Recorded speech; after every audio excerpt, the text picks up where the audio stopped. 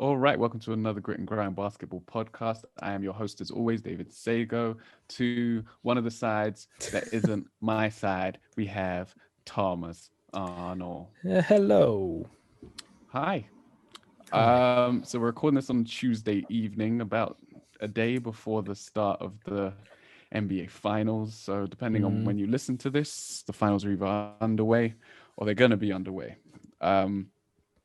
We wanted to start off by talking about the two teams that are going to contest the contest, which is about to take place. Yep. We'll start with the Heat. We'll start out east. Yeah, the best team. Miami. The non-favorite for the finals. Yep. First, fifth seed to make the final since the New York Knicks in 1999. Yeah, Pat Riley. See, it's an omen. Yeah. Funny enough, you said that both teams didn't make it to the playoffs last year, right? Neither team was in the playoffs last year. Yeah. Both teams had big off-season acquisitions. Jimmy Butler in the Heat, AD in the Lakers. But if we talk a bit about the Heat and their path to the finals, first round, I picked them to take out I think I picked them in 5, and it ended up being a sweep to take out the Pacers, who had been pretty decent in the bubble.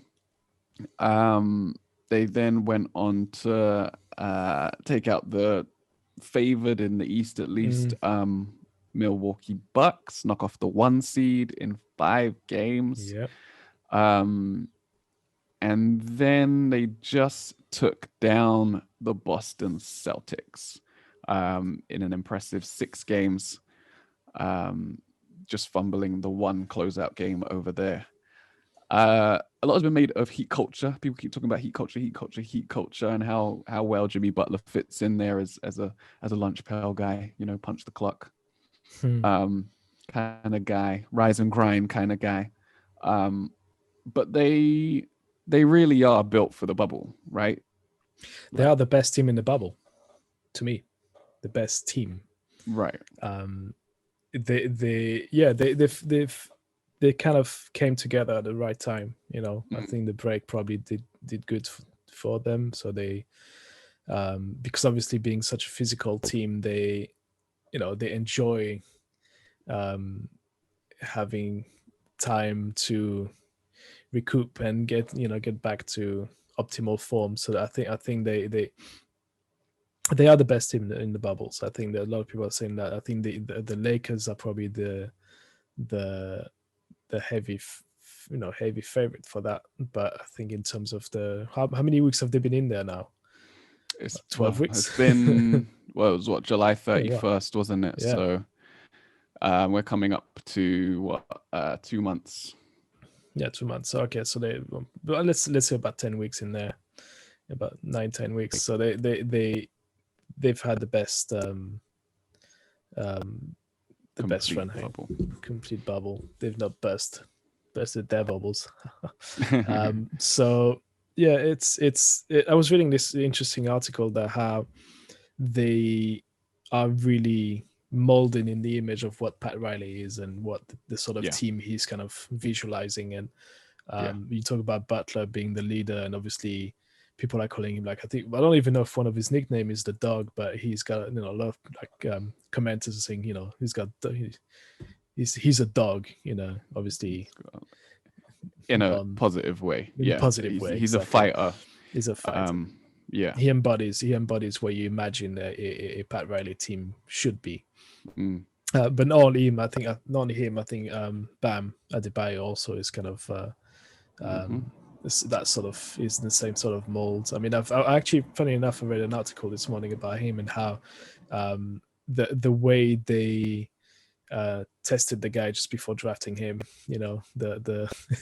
they actually got him to before starting the actual drills they had planned for him, they got him to run around back and forth, doing suicides and doing layup suicides and doing a whole bunch of physical exercise. And then eventually after an hour and him starting getting exhausted, they said, "Oh, actually, workouts now, Yeah. starts now." And it's like Yeah. we started getting pissed off.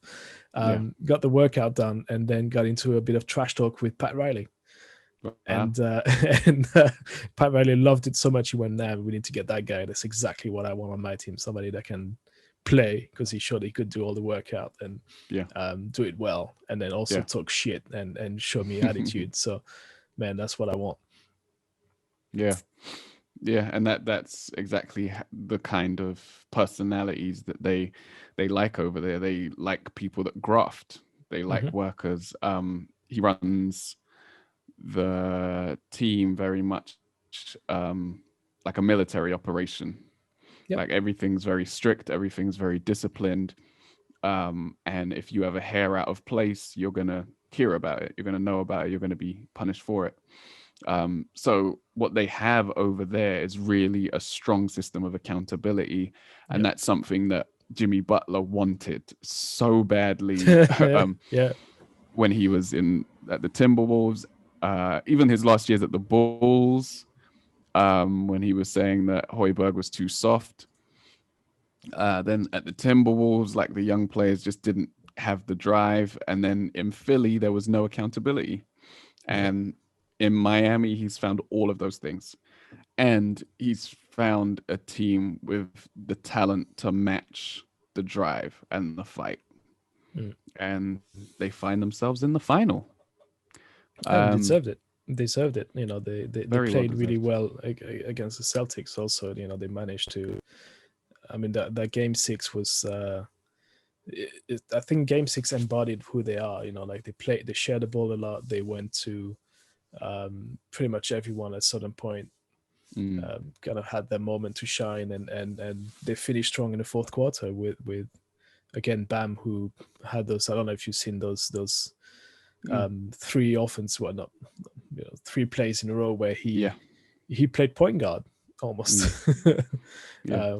which is a bit of a funny one because like you said, I think that the Heat is that one team where everyone's got knows their role, they know what the place is, and they know what they have to do, and then suddenly you got Bam, who's the center playing point guard and Yeah. playing it well. That assist to Butler, it was Yeah. kind of that dagger, only a two Yeah. point shot, but that kind of, I think for me that was the play that sealed the game.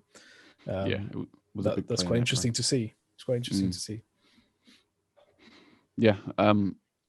And they do. I can't remember who was talking about this, but they have like three different ways of playing on offense. They can go to Jimmy Butler in an ISO situation and he can get to the line. Yeah, They can move the ball around and find their shooters in Hero and Robinson.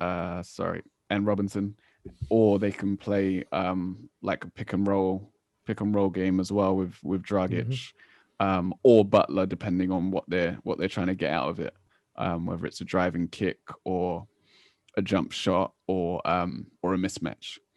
And that offensive versatility has really served them well in the playoffs in a way that we didn't necessarily see in the regular season. And it's interesting that Myers Leonard, who was starting a lot of games for them during the regular season, hasn't played at all Yeah, pretty much in the playoffs.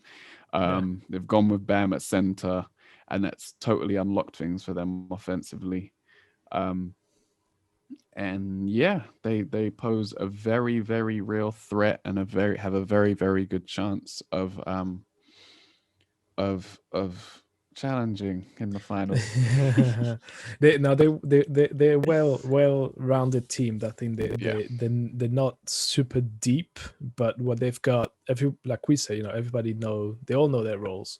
They all yeah, know what they have to do. They all know what they can bring and what they can't yeah, bring. So mm, it's quite interesting that I think they're in the right dynamic at the right time, to maybe create an upset, you know. Um, yeah, so it's I think also the one thing that killed this, well, that kind of helped the Heat go through is the the zone defense they kind of had um, yes, time to times again. But I think that was one of the things, like that was the downfall of Brad Stevens on the other side, where they he couldn't adapt to that zone defense. You could see these players were kind of lost at times against it. Yeah, So I don't know if they'll bring that back against the Lakers. I don't know if that's something you want to do for against sure, LeBron. for sure, for sure. But I found it weird that Boston seemed to kind of break the zone wide open in game 5 Mm-hmm. and then Yeah. struggled with it again in game 6. It was just weird to me to watch them regress like that. Yeah, they stopped moving the ball. They stopped actually any Yeah. movement. The players, the ball, nothing was moving. Nothing was working. They didn't know where to put themselves within, in contrast to the other team. So it was just a bit. It's so weird to witness. Like you say, game 5 they dealt well with it. It wasn't such an issue, but suddenly they just forgot how to play basketball. They just forgot. They stopped. Yeah, and there was a lot of ISO play and a lot of during that stretch in particular where the Heat managed to claw them back because they were actually down. Then you had like Kemba trying to shoot threes and Smart trying to take early threes and draw fouls, and like they just started chasing the game rather than just putting points on the board and staying the course. Yeah, they were just chucking threes where there was no reasons for it. I do find it interesting that the Celtics, who had lots of players on Team USA, and Bam Adebayo, who was also on Team USA for the World Cup, both made it this far. And I think we've always seen, more so in the successful Team USA teams, an uptick in their play the next season. And I think that played a huge role in the Celtics making it this far with the jump that Tatum and Brown took. Kyle Kuzma, who was injured to start the season because of his World Cup play, showed some growth on the defensive end as well, and a little bit as a playmaker. And then Bam, who impressed everyone last summer. I remember in training camp for Team USA, they were saying that this guy's just an absolute monster, and that he's unstoppable, and he's showing skills that they didn't know he had. He also impressed a lot this year.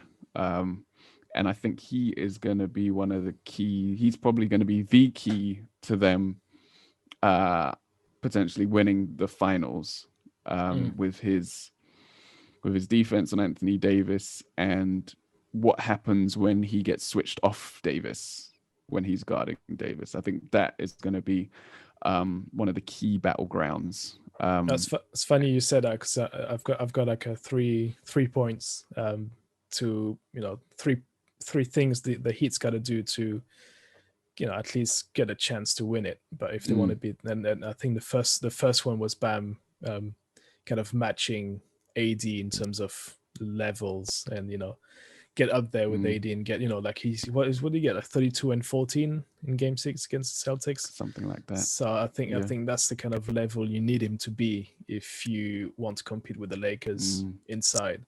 So my first point was like Bam and Butler need to really perform really well. I think Butler in terms of attitude needs to be aggressive from the start and from the get-go, and just be in there and not wait for the third quarter.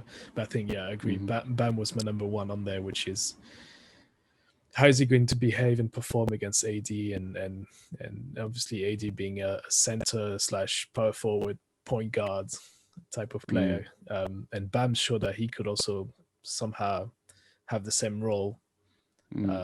Maybe not so much in terms of shooting threes, but offensively being more involved in bringing the ball and trying to distribute that. So I think that might be now the primary focus for the Heat. If they want to win, they need Bam to be up there. Yeah. What was your third point? So it was so the first one was Bam and Butler. I think the second point was I think the Heat needs to slow down the game, or the rhythm of the game, a little bit. Get them to play half courts. Not trying to run around, run and gun and stuff like that. 'Cause I don't think that's going to help them. I think my third point was hitting threes, because that's the style of play, Mm, right? I think I found a stat somewhere that was quite interesting, because obviously Dragic, Hero, and Robinson can shoot threes. I think they're all around 35-40% shooters, so they're mhm. decent shooters. But Corey Crowder, Jay Crowder, Corey is that Jay Crowder. I think against the Bucks shot 40 and 45. I think 45% It was on fire. threes. He was on fire, and now he dropped down to 20% against the Celtics. Yep. And Yep. again, those can't remember whose podcast I was listening to, but they had that sentence that I thought was quite right, where they say where Crowder hits a three, it looks like a 4-point play, because it feels like a more important three. It's like it's always at the end of a very hard fought possession, or when Mm, the game is super close, like he will come out and score a couple. mm, But he needs to be shooting far better than what he's got going against the Celtics. So it's not yeah. that hard to go from 20% to at least Yeah. 30, 35. Yeah. Yeah. So that those they were the 3 points. Yeah. He is a streaky shooter though. Not streaky, he's a Mm. inconsistent shooter. Inconsistent. Yeah. And I noticed that as well, because he wasn't playing crunch time Mm. in the fourth quarter of game 6. He was on the bench, and they actually went with Andre Iguodala, who Yep. was 4 for 4 from three Oof. somehow, and pulled it out for another like team with championship aspirations. And he has these big performances when you need him to. Um, but he's another one who isn't really a good 3-point shooter. And I think the same can be said for both teams, except the Heat have more good shooters than the Lakers do. It's just going to be an issue of who can bother whose shooters more, and Yeah. whether the bad shooting role players make their shots or not. Because I imagine that um, the Heat aren't really going to contest too tough when Rondo's taking 3-point shots. I No, don't no, think you wouldn't. they're going to worry too much about Caruso taking 3-point shots.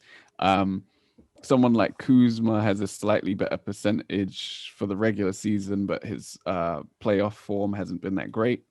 KCP's been the only consistent 3-point shooter on the team, but all of them got hot against the Rockets. And I Yeah. think if for either team, if those inconsistent shooters get hot, that could be the series right there, It's because exactly it's that. going to Yeah. be defensively, it's going to be a real struggle to get and to find good looks for either team. Um, Now, do you know? where Do you I know the think, stat? The stat for the Lakers that again, can't remember what podcast it was on, but um, somebody was saying that the Lakers in the bubble, I think they're 12-0 mm-hmm, when they shoot over 30% threes. yeah, 30%. yeah, So that's all it takes. that's what it takes for them. That is all it takes. Yeah, that's all it 30%. takes. God Yeah, damn it. because the Lakers attack the rim so much and Mm. put so much pressure on the rim that if they can just knock down a few shots, you don't really stand Changes. a chance with how good they are defensively and how much they get to the line and attack the rim. Um, yeah, like it's that they're going to put pressure on your bigs, put pressure on the paint. So if they can only knock down a few, like you said, 30% of maybe 30 shots or 20, 29, 28 shots, Mhm. that's all they need to win. And that's a very low bar, right? That's super So low. that's It's why like they've been Crowder. winning at It's such a super high low. clip. Yeah. Mm. I mean, they're It's 12-3 for a reason. Yeah, the other key for the Lakers, I would say, is again um, how they put pressure on Bam. As I just said, they put a lot of pressure on the rim. Um, if Bam finds himself in foul trouble, oof. Yeah. they're gonna have a problem, Yeah. They because need to protect. They need to protect him at all costs. yeah, yeah, when they then bring a Kelly Olynyk or a Myers Leonard off the bench, Mm. that's just food for LeBron and AD to feast Well, on. yeah. Yeah. And And I think offensively for the Heat, they're not going to be able to exploit a Kemba Walker in this series because all of the Lakers players, all of their rotation players are good to decent defenders. Mm. So where they hunted Kemba Walker on certain things and got him into foul trouble and got him out of his rhythm, they can't really do that against the Lakers. So it's going to be interesting to see how Jimmy Butler goes about scoring on this team because it's not going to be easy. Yeah, because And that's then on the most of the points he's getting is getting to the basket, getting to the rim and yeah trying to get 2+1s and finishing strong. So that's that trying to do that against AD and LeBron, whilst yeah defending on LeBron on the other end, it's gonna be quite yeah demanding. it's going to be difficult for them. And then the the opposite is true for the Lakers. They can now hunt a Tyler Hero. They can hunt Mm. Duncan Robinson, um, and LeBron can back them into the post and then force them into making decisions. Unless they go with that zone a lot, a lot. And for me, it'll be interesting to see because the Lakers aren't really built for zone busting. Yeah. I mean, KCP can shoot it. Danny Green is meant to be a shooter, but he can be inconsistent. Um, the Lakers aren't built for zone busting, but they have LeBron. And I want to see how LeBron deals with like extended minutes against a zone. So the thing is, in a weird way, I kind of not disagree, but I think that the Lakers actually might be the good team for that because, like as you say, LeBron's played in international tournament where they play Mm-hmm. zone against Team Mm-hmm. USA, so he's not, he's familiar with it. It's not a Mm, complete secret to him. And he no. being LeBron, he's the kind of like Kobe. He analyzes everything. He knows Mm-hmm. the game, so it's not something that we'll come up Mm-hmm. against and go, "Oh shit, what do I do?" Then Mm, also they sort of have the weapon against a zone matchup is AD. It's like you need one big that can get to the free throw line in between the front two guys, yeah. The and free throw line the basically. free Yeah. throw line guys, yeah, and then be able to feed him the ball, and he needs to be able to shoot it from the 3-point line or from in between the 3-point line and the free throw zone. That's kind Mm-hmm. of what I can see. So it depends. I think it'd be interesting to see. I love to see that. I love to see how they Mm-hmm. handle it, but I don't think it'd be Mm-hmm. um, such an allergic reaction like the Celtics had, in Game 6. I think Mm. they might be better equipped to handle it. Yeah. Yeah.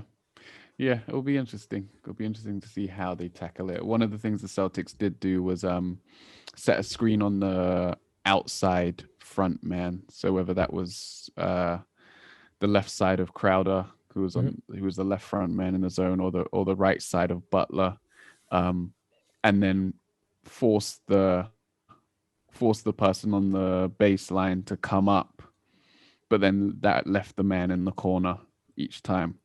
Yeah. So yeah, there's different ways, or like you say, you send a big man to the nail to the free throw line, and get through that way. Or the other thing that I was thinking earlier is maybe running some action to put LeBron on the baseline in the corner, and then have him attack the zone from the The weaker corner. defenders in the zone, Yeah. the Hero and the Duncan Robinson, because that's a way that I've never seen anyone attack a zone before. But then this is also a zone played unlike any zone I've seen played before with the forwards at the top. So Mm. yeah, it'll be interesting to see what happens. Rondo's another player who's smart enough to figure out a way Yeah. to attack a zone. But yeah, it's going to be an interesting chess match. I do think AD will be the key to this matchup. He's given them the most problems, given the Heat the most problems Yeah. of any of the Lakers players during the regular season. He hit like a dagger to win the second game between the two Hmm. teams. The first game wasn't close. the Lakers absolutely destroyed the Heat on the boards. So that'll be another area to watch with the Heat playing small with Bam at center. Yeah, it's going to be an interesting matchup. I think it's time. I think it's time, Tom. I think it's prediction time. Put Okay. your money where your mouth is. So what did I pick? Let me go back to my bracket. You didn't have the Heat in the finals. I didn't have the Heat, but I did have the Lakers to win in 6 against the Bucks, right? I'm gonna go ahead and say Lakers in 6. Stick to my bracket predictions. Lakers in 6. You've stolen my answer. Well, I guess. Yeah. Yeah, I think Lakers in 6 as well. I do just think the Lakers are the better team. I love what the Heat have done to get this far and everything. And I do think they're a really good team. But I just don't, as much as the Heat have all of these weapons, and they have maybe 4 players that could get you 20 points on any given night. What we've seen over and over again is the Lakers' ability to lock down on the perimeter. Yeah. And to force the worst players on the team to shoot the ball. That allowed the Nuggets to get one win with Jeremy Grant playing the game of his career. But if he doesn't do that, they don't win the game, right?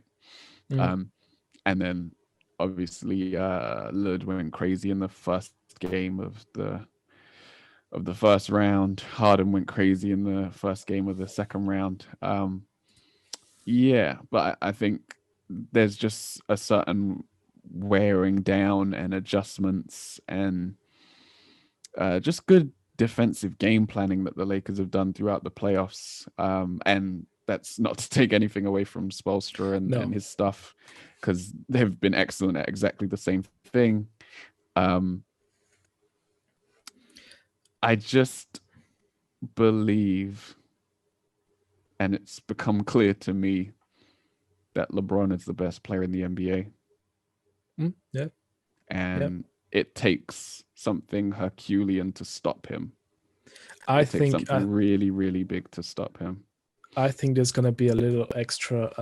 Not that LeBron's got anything to prove to anyone anymore. I think that's not that. But I think the whole story with Kobe's death, I think that's kind of the little extra something that the extra motivation. I don't know if it's motivation, but a little extra something that the Lakers needs, sort of in the background, that it's there for them to, in case things are starting to go the wrong way, they could always use that and go, let's go get it for Kobe. And I think for LeBron, when he's kind of locked in to, when there's a sort of story in the background, he's always trying to prove a point that he's there to beat the odds, right? So when he went back to the Cavs and won that championship for them, the story was, he's made it, he's won his ring somewhere else.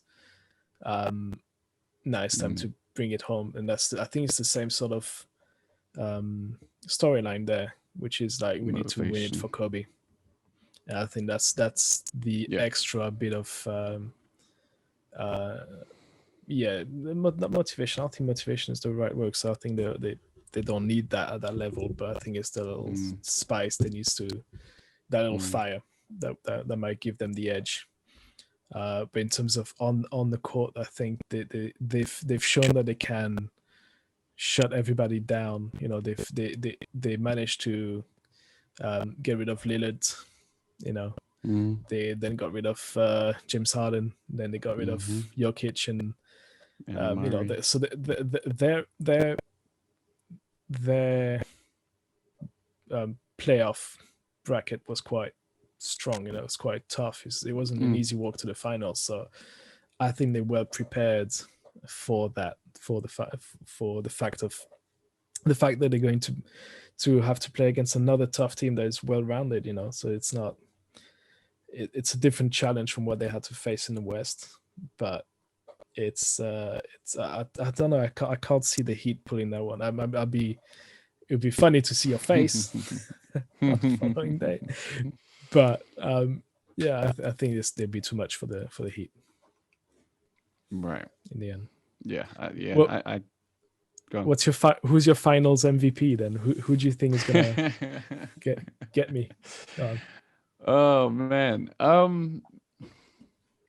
You would. I mean, it's actually a difficult decision because the Heat do have Iguodala, Jimmy Yep. Butler, and Jay Crowder all to throw at LeBron. Um, and then they have the zone defense, which can keep all of those defenders fresh.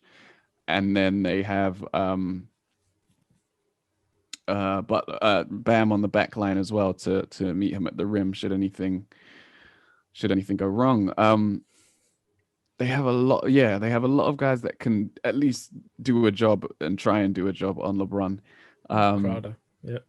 But then, and then, as we said, AD is the key. So there is a chance that this is an AD series where he makes the difference. The only problem I see with that is when LeBron's, Yeah. it Just get out of the way. It doesn't matter. Yeah, I know. It just doesn't matter. It just doesn't matter. And we saw that in Game 6 of the Western Conference Finals with the 38-point performance. And he just decided he was going to make a bunch of jump shots at the end of the game to ice it. We've seen it in the past, like even against the Warriors, who have who had Klay Thompson, Draymond, Iguodala, Kevin Durant, all these guys to throw at him, and he dropped 50 on them. Like, it's tough to bet against the king. I wonder if they would never say it, right? He would never say it. But I wonder if he would let AD win Finals MVP, if you know what I mean. Like, he's been happy to feed him. He's been happy for him to be the top scorer all this time. Now it's time for Daddy to bring it home. Yeah, I wonder if on the court he's just like, oh yeah, I know what we were doing back then, but now I'm gonna assert myself. It was cute up until now. Give it to me. I very much agree with that. I somehow think statistically, I for some reason I feel like AD is going to perform better, but in terms of I see more LeBron getting to the role of the dagger man. You know, it's like if the Heat are hanging in there and there's a chance for the game to go their way, I think he'd be the guy. Like, you know, go, okay, here's a 3-point shot in your face. That's it. You know, see you next game. Yeah, I think that might be his role, the finisher. I think that's the punisher, if you will. If the Heat win, who do you think would be their MVP? I don't know. I'm almost tempted. I don't know. The obvious would be Butler, but I don't know if statistically he'd be back it up. But again, Iguodala did that when he wasn't the best scorer on the team when he won it, right? Could be Bam. I feel like the surprise Dragic. You know, he's played well up until the last couple of games against the Celtics, but sure. That's because Smart was on him. So I think it's what Smart and Brown. I don't know if Rondo can defend as good as those guys could. He can't, but there's also KCP. There's KCP, yeah, but I don't know if they're in the same category than Smart and Jalen Brown in terms of defense. And the Lakers have more to meet you at the rim. Like he was carving them up on drives. He used to. The Lakers' interior defense is better. I don't know. It could be a surprise Dragic. Okay. But again, that mean the Heat wins it. I don't think they will. And again, I just feel like that, sometimes it's fun to bring in a name that nobody else would dare go with. raise, yeah. Yeah, no, he's definitely been really good in these finals.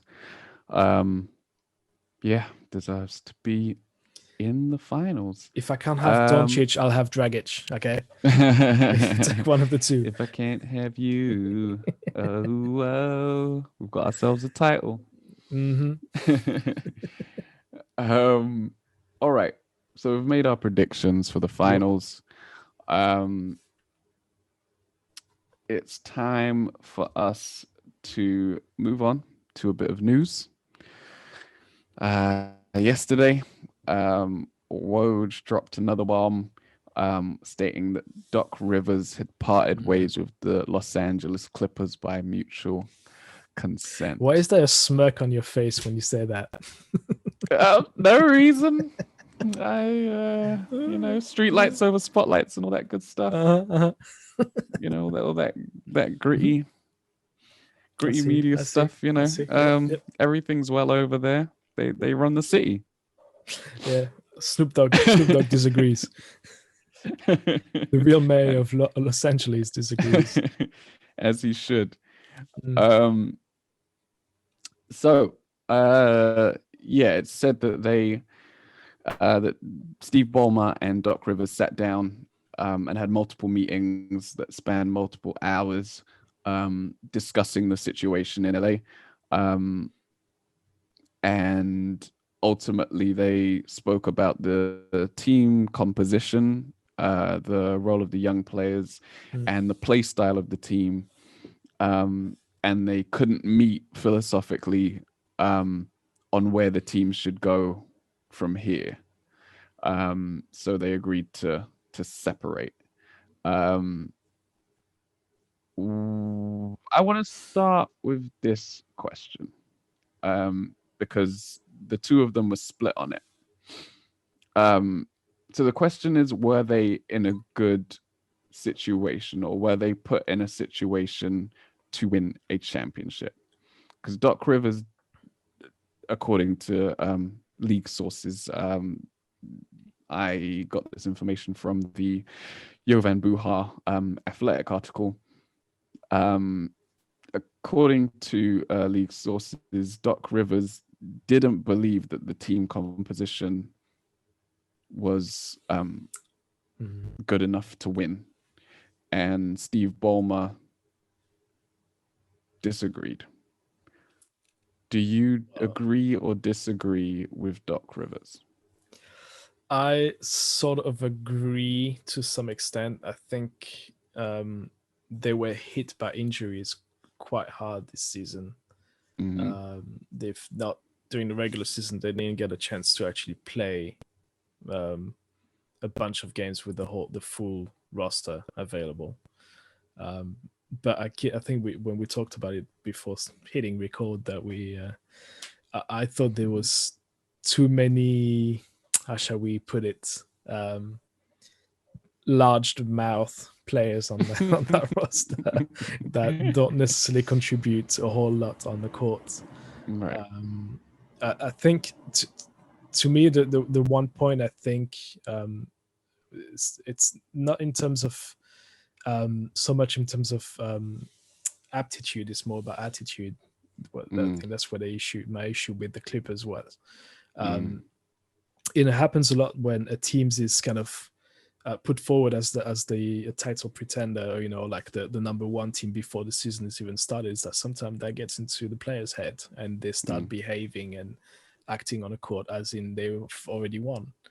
And that's something that's, I believe, happened to the Clippers, and that was the downfall, is that they let that shit get to their head. It's that, and that's the one part of the attitude problem I found. And then watching the games in the playoffs, the bubbles games that we've seen, it's like first round against the Mavs, when they're trying to, Morris trying to take out Doncic multiple times. It was an accident. Yeah, sure. Yeah. All right.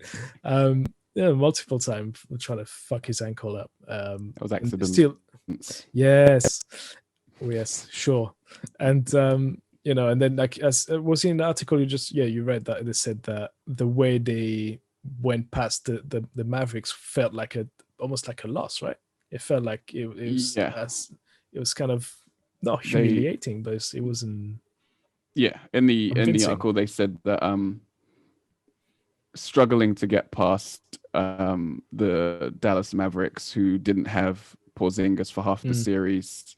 Um, in fact, he was ejected in game one, Yeah, yeah, and yeah. then yeah, missed the last three games, I think. Um, And then Doncic on one leg. and then Doncic on one leg, and they said that Yeah, that was almost as embarrassing, or just as embarrassing, as the way that they blew the 3-1 lead in the conference yeah, semifinals. yeah. So, but so the attitude problem there in the first round when they're trying to play physical by taking out somebody that was kind of at times just running around around them in on offense and just making Mm, look them. They were looking like kids, where he's the 20-year-old kid. mm, Um, so I didn't like the way they trying to get him out the game. Like you can try obviously to outperform him, but like trying to get him to get injured again I thought that was a bit dirty. And who would they play in the second round now? Nuggets. Nuggets. Sorry, the Nuggets going 3-1 up and still trying to talk shit to Jokic and all that Mm. good stuff. And it's like in the end that kind of backfired, well, big time. Um, Again, and the players like as much as I keep repeating that um, Patrick Beverly is somebody you'd love to have on your team because he gets on into the other player's head. That can also play against your own team at times when it's Mm. not, when you're trying to, that the only weapon you have is trash talking the other team, then um, that means you're doing something wrong on the court. If you can't back it up with a solid plays. Yeah, and we said before that during that first round series, like there was one of the games Patrick Beverly had 5 fouls in 10 Yeah, minutes or whatever, 12 minutes, and it's like at that point you're just talking, like you're not actually a threat to to defend Doncic in those situations. You're a liability for the team because not only are you getting your team into foul trouble, you're not on the court to do what you're meant to be doing, which is defending the opposition's best player. Um, yeah, they did have that issue of him and Marcus Morris being unsportsmanlike, I think, at times. You unsportsmanlike, can throw yes. Paul you can throw Paul George in the mix as well if we're talking about the way they behaved when Damian Yeah, Lillard missed the free throws.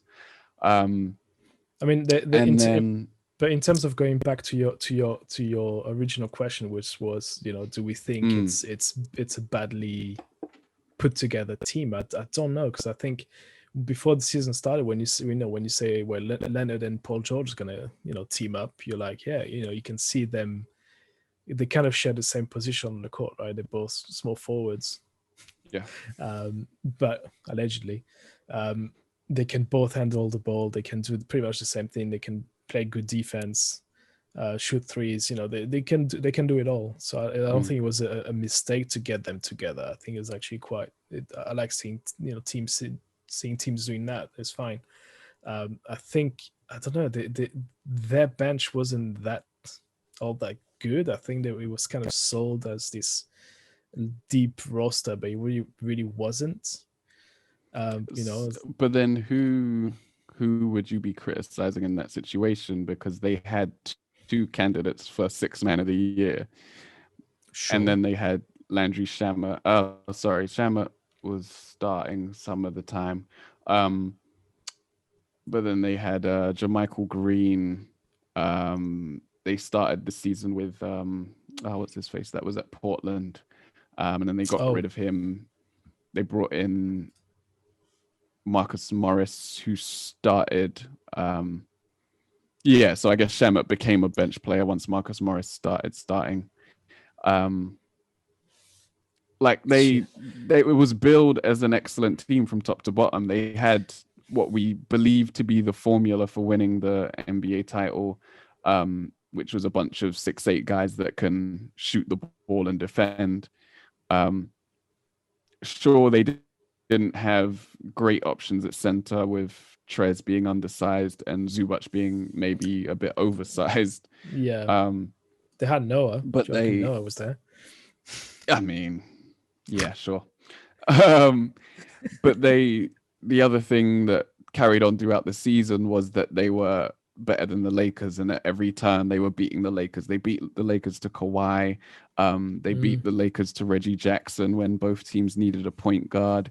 Yeah. They beat the Lakers to Marcus Morris, and the Lakers got the worst twin in Markieff. And at no point, at no point until the playoffs hit was anyone saying that, was anyone questioning the team structure. And that's why I started answering your question with not talking about the structure. I think it's there's not much to do with the structure. I think it's a lot to do with the attitude. I firmly believe that they thought they'd won it all before it even started. They did. But they also I don't know, maybe they've not done enough team building stuff in between. Before the season we need to started. go paintballing. They fucking get out there and paintball, especially during COVID. They had time. Just Exactly. get on the street. Everything's in lockdown. Just paintball on the street. You're already wearing a mask. Damn, safe. See? So I don't think they gelled. I don't think they bounded before the season or during the season. It doesn't sound like it. I think, but again, it could be also because they have so many heavy-mouthed player on their team that they maybe that in terms of their attitude, and they're like, well, if I tell again Beverly or Morris to come out and play some paintball, I'm sure that 90% of the time the answer would be just go fuck yourself. I don't have time. I don't want to do that. I'm on 2K right now. Go away. And it seemed there was a disconnect that Doc Rivers didn't really help between the old guard in Lou Will, Montrezl Harrell, maybe even Pat Bev, and the two new stars. We saw Trez complain about the rest and the star treatment that Paul George and Kawhi were getting. It's pretty much well documented now that Trez fell out with the rest of the team, and he's a free agent this coming year, this summer. This off season. It's not the summer anymore, is it? And Doc Rivers, like, persistently and consistently, game after game, kept giving Trez big minutes, even though it was clear to us and everyone else that he wasn't playing well in either of the playoff series. You might say for good reason. He was sick. We believe he had COVID, and then the death of his grandmother, which is sad. And I mean, I would never begrudge any player for playing poorly after such a tragic loss. But I don't think Doc Rivers helped the situation by continuing to give him minutes when it was clear that his performance didn't warrant it. It's sort of put in perspective, when he won the Sixth Man of the Year trophy, and his first message was like, I want, what was his message? I wonder how much you all hate me now for my style to my game. And I'm six man. It's like, I was like, why? Because I remember seeing this, and I was this message, and I was like, why is he saying this? But now thinking about what you're saying is that maybe that wasn't aimed at anyone outside. Maybe it was aimed at people on the team, right? It's like, look, you're not playing for me, or you're not, you've got the other two guys that are like meant to be the superstar, but I'm here also, and I can be productive for the team. In your face. Basically, yeah. And he didn't have a good playoffs. Lou Will didn't have a good playoffs, and Patrick Beverly didn't really have a good playoffs. So it kind of reflected badly on Rivers, that not only were his favorite players not performing in the playoffs, but the younger players on the team which was another bone of contention in Landry Shamet and Zubac, were missing out on minutes because of that, because of Doc Rivers playing favorites. And that's something that has plagued him throughout his time at the Clippers. No, it wasn't in the article actually. Someone on Reddit was saying that he didn't start playing Shai Gilgeous-Alexander big minutes until they traded Avery Bradley. That he consistently started Bradley and would play him more minutes than Shai, even though they weren't really playing for much. And Shai, needs minutes to develop. And he was even outplaying Bradley anyway, like regardless of Bradley being a veteran player. And I think they sort of had to get rid of Avery Bradley to save Doc Rivers from himself, and to get some development out of Shai Gilgeous-Alexander. So that was another sticking point. And then there's just the play style. We saw them sort of devolve into your turn, my turn, Lou's turn, Paul's turn, Kawhi's turn, when things got thick in the playoffs, and there didn't seem to be any system there. And I don't know if that's just because of Doc, like he's historically a coach that doesn't have many practices, and then you combine that with Kawhi's health and his inability to practice fully during the season, to play big minutes and play every game during the season as well, and then Paul George coming off the 2 shoulder surgeries. It was just a recipe for disaster in terms of building culture, building a system, building camaraderie, as you said. And it seems so fractured. It's funny because those reasons you've just given, it's almost for me a reason maybe to maybe keep Doc for another year in a weird way. Right. As in, like, okay, now we'll spend the summer, like you said, the preseason getting everyone back into shape properly, and get maybe move a couple players and trying to get people that maybe more dedicated to playing basketball, or team basketball. But it's that's why I'm a bit surprised it happened so quickly, and that they got to that decision. I mean, I understand that they may not have seen eye to eye in terms of management and Doc Rivers going, okay, this is what I think, and they had disagreements, different point of views on what was going on and what they think is going to happen. But that's why when I read the news, I was like, it seems a bit. I would have gone for one more year, running back just one more year. Obviously, running back. Don't blow it up, not just yet. So that's why I was slightly surprised. I was about, And yeah, I understand what you mean, but I think in reading this article, it becomes very clear. Yeah, it becomes very clear that, like, we know who Doc is, and Doc isn't the right man for this situation. Like, it's more of I think the analysis they had about from the situation is more like, we know what you're not, and what we need right now is somebody who's gonna, somebody who's gonna try to go in a different direction. I think I understand why they want to bring in somebody else, but I think the initial reaction was like, what, but yeah, because he has done a lot for the team. They go on to say he's the winningest coach in Clippers history. I think his win percentage is the highest as well. The amount of times he's taken them to the playoffs, I think, did they ever miss the playoffs? Because they made it last year. Did they make it the year before? Yeah, I think they've had since 2013, since he's been there, right? Yeah. And yeah, so he has that going for him. And he was the coach during Lob City, and now he's been on this team as well. Like when the franchise has been at its highest, it's been during his tenure. It's just that he hasn't been able to get over that hump of getting past the second round, even though he's had such talented rosters.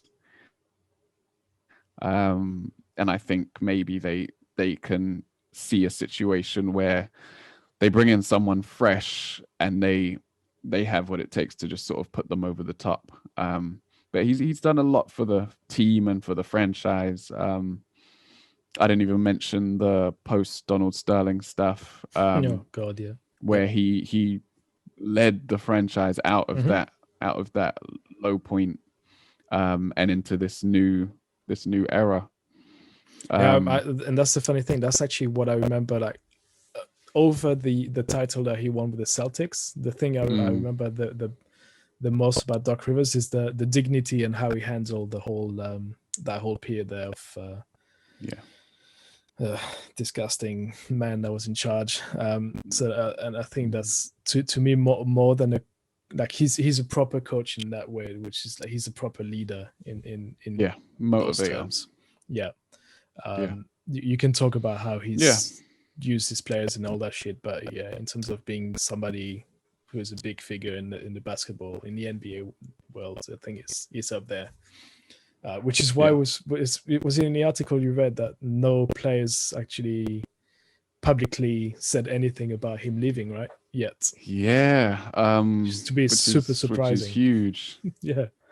Yeah. I mean, Paul George doesn't talk at the best of times. Kawhi hasn't spoken in 52 years. But the rest of them, that's all they do is talk.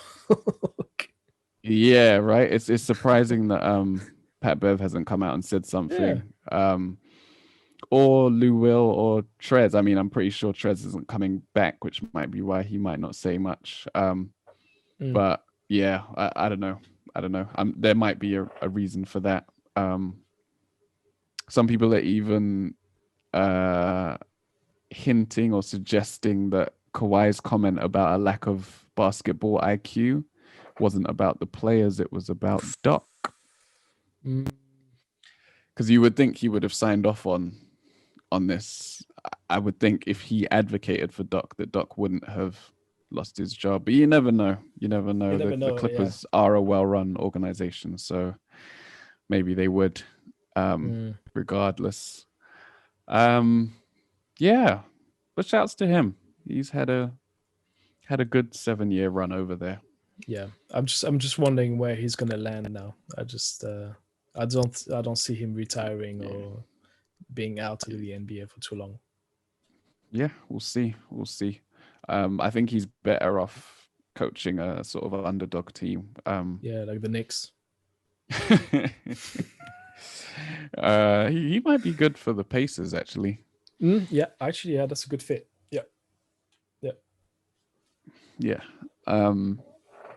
When this starts, it gets a bit more tricky.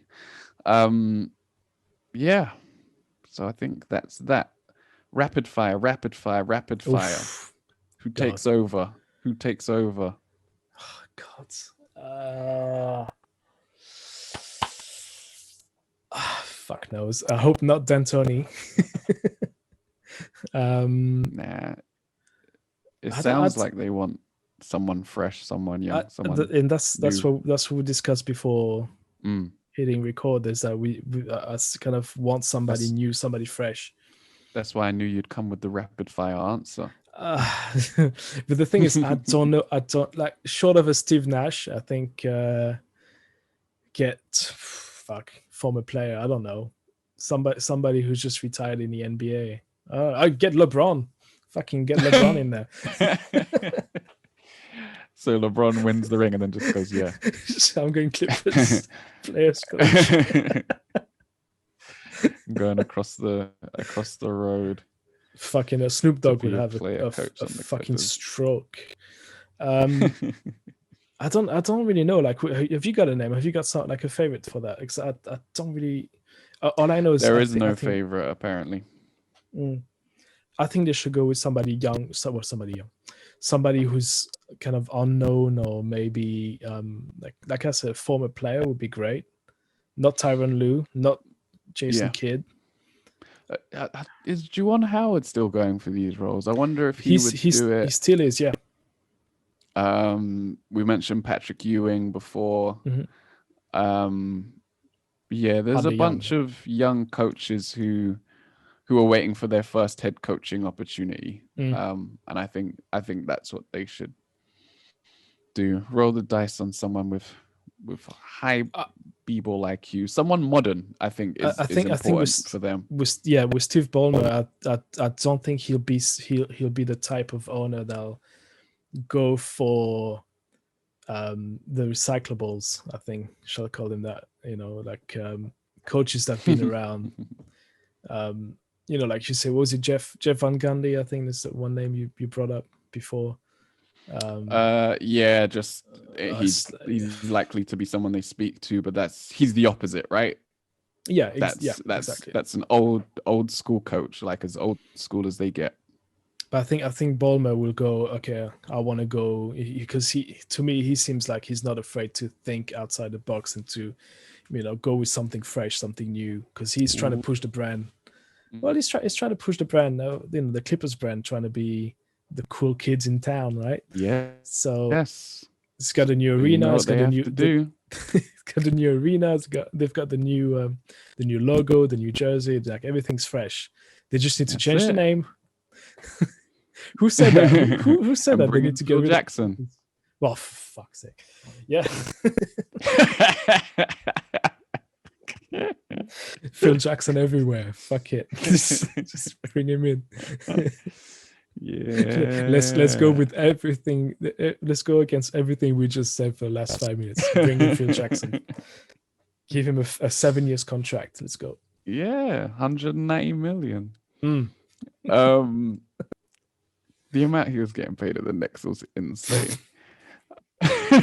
Daylight robbery.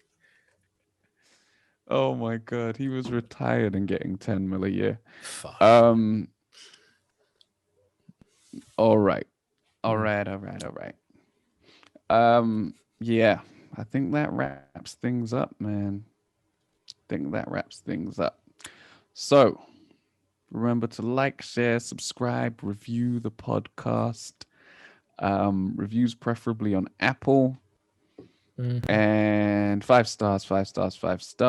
Any negative feedback or constructive criticism, you can send them to our social media at Grit and Grime Pod across all social media platforms, or at least the ones we like. And that's it, man. Enjoy the finals. We'll be back next week with another episode 100 on the way. Oh yes. And just enjoy your days, weeks, nights, enjoy the evenings, finals whenever you're listening, mornings, hoops, enjoy it all. I've been your host as always, David Sago. So from me, Thomas Arnold. Good evening, good night, good morning, whatever. Oh yeah, tell them. Enjoy your breakfast, dinner, and enjoy lunch. Your breakfast. Yeah, whenever you listen to us. By the way, I've got a new handle on Twitter. New Twitter handle for me. Tell them. Tom GNG Pod. POD. All right. All one word. Subscribe. All one word. No underscores. No Say underscores. that one more time. None about Tom GNG Pod. All right. That's where I'm at now. Can't leave.